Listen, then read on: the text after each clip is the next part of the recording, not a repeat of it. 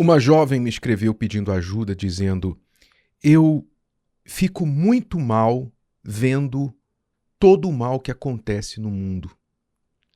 Ela estava falando de como ela se sentia vendo as notícias, vendo mortes de inocentes, crianças, bebês sendo estuprados, pessoas morrendo na guerra, e enfim, ela falou lá, deu uma lista de coisas que ela sentia como uma grande injustiça e sem entender por que Deus permite tudo isso no mundo, ela estava muito mal.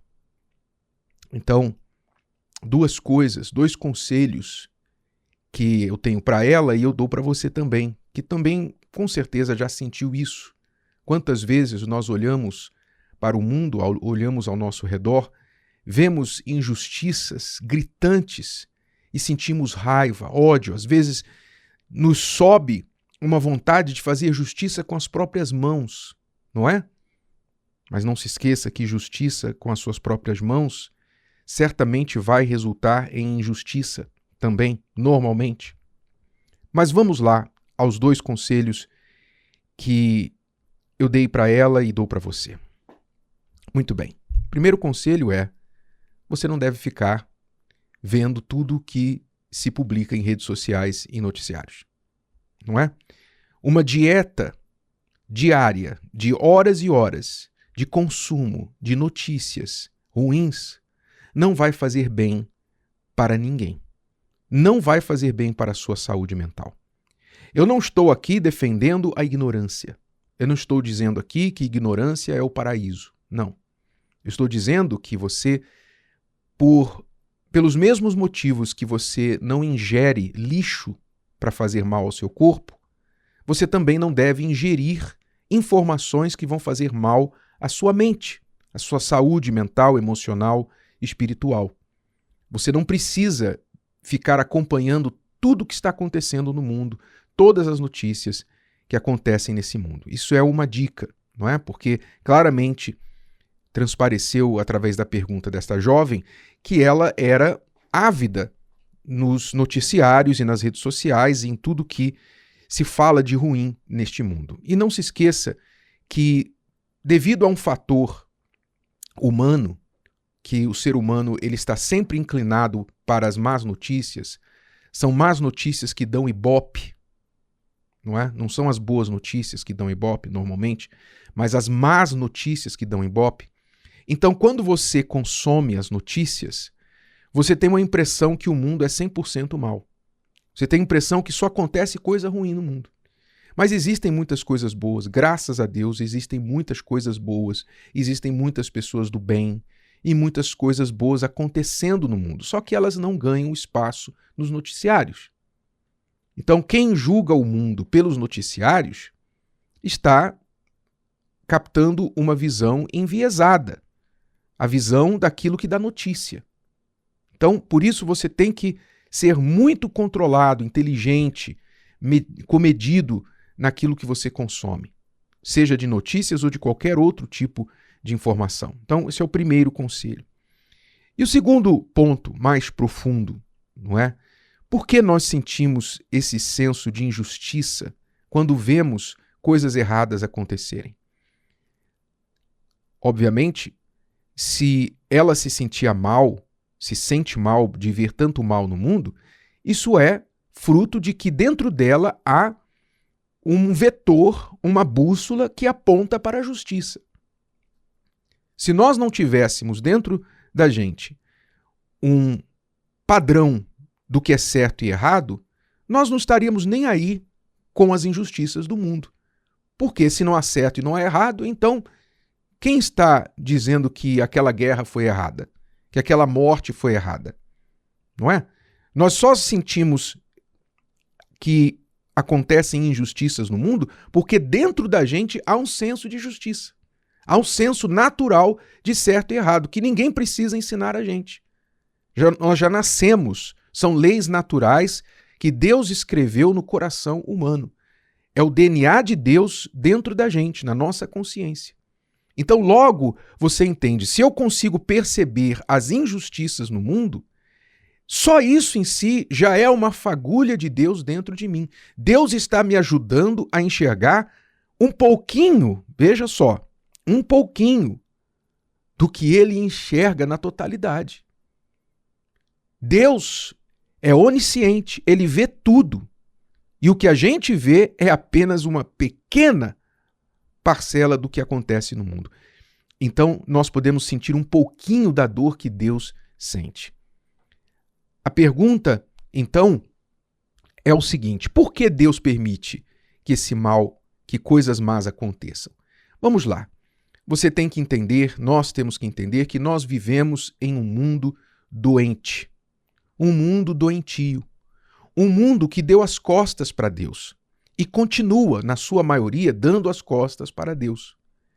Então, o mundo é resultado desta rejeição da justiça. E nós, infelizmente, mesmo você sendo justo, mesmo você considerando, mas bispo, eu sou uma pessoa do bem, eu sei que eu não sou perfeito, erro como todo mundo, mas eu procuro fazer as coisas certas. Por que eu tenho que sofrer injustiça se eu vivo na justiça? Ora, a resposta é porque você está em um mundo injusto. Nós estamos vivendo em um mundo injusto.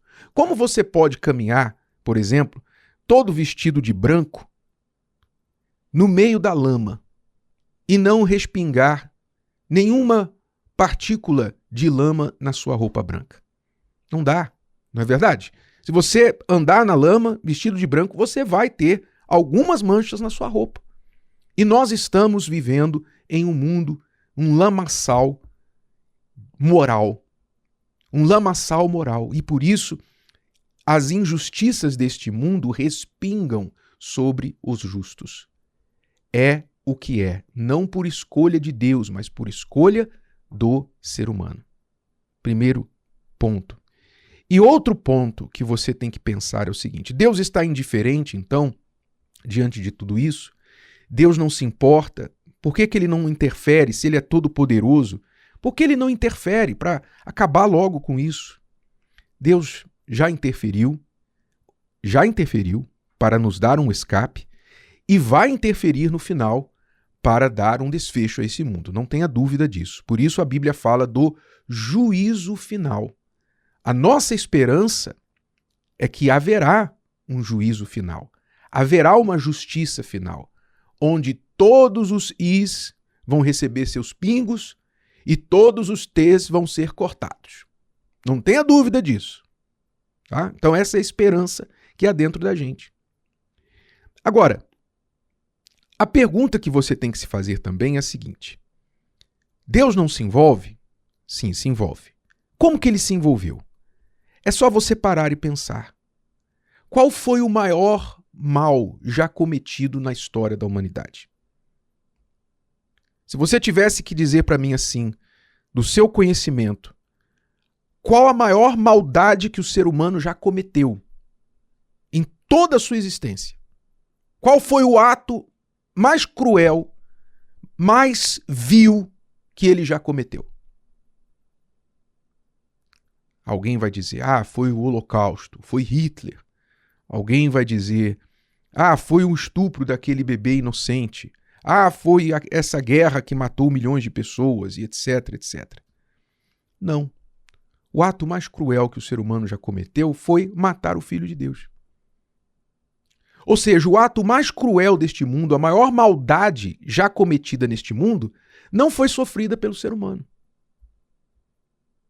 mas sim por Deus. Por aquele que ele enviou, o seu Filho que ele enviou aqui, para livrar o ser humano do mal.